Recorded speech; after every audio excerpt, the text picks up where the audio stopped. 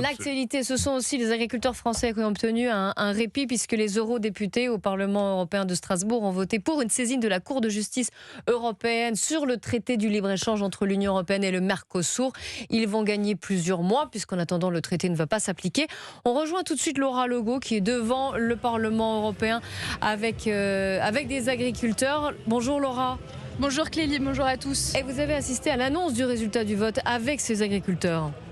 Nous avons gagné, ce sont les mots des représentants syndicaux lancés face à plusieurs centaines d'agriculteurs après l'annonce du résultat du vote. Une phrase accueillie par des cris de joie et des applaudissements. Nous avons gagné! Tous ici célèbrent cette victoire.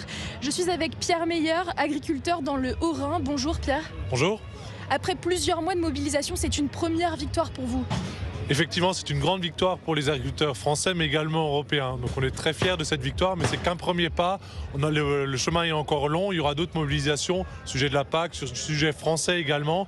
C'est qu'un premier pas, mais c'est une très belle victoire. Vous l'avez entendu, le combat des agriculteurs ne s'arrête pas là, ils continueront de se mobiliser. Merci beaucoup Laura Legault en direct de Strasbourg devant le Parlement européen. Alors, le chancelier allemand ainsi que la Commission européenne ont dit regretter ce vote. La France, elle le salue, elle salue un vote en cohérence bien sûr avec sa ligne et sa décision. Du répit donc pour ces agriculteurs qui continuent de se mobiliser, qui continuent encore, vous l'avez vu, ils tiennent bon. Non, mais là, ils ont obtenu une grande victoire, incontestablement. Ça, je ne sais pas combien de temps ça va durer avant que la Cour de justice européenne se saisisse du dossier et l'examine. Ça fait 20 ans ou 25 ans que ce contrat, petit à petit, s'élabore avec des interruptions.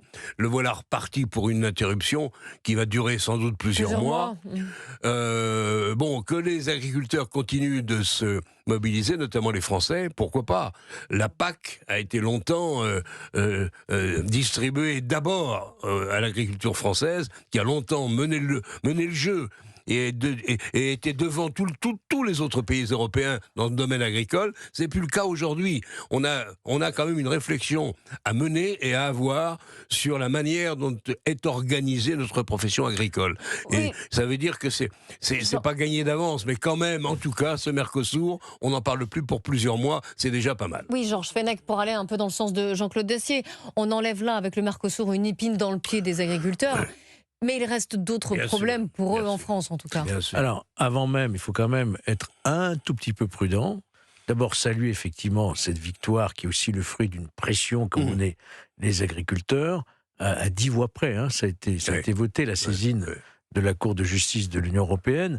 Mais ce qui a pour effet, effectivement, de suspendre simplement l'application du Mercosur. Mais attention, il y a aussi un dispositif qui permet à la Commission européenne éventuellement de faire appliquer provisoirement le Mercosur. Il y a encore pour la Commission, pour la Commission européenne la possibilité. C'est intéressant. Oui, non, mais de dire la victoire de Mme von der Leyen qui était très engagée dans ce dossier. Mais compte tenu du contexte politique européen, je ne suis pas sûr que la Commission européenne irait un bras de fer avec le Parlement européen.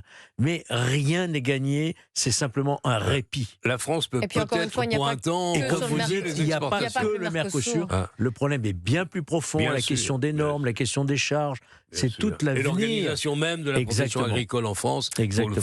Il ne faut pas se raconter l'histoire. On était les premiers il y a 20 ans.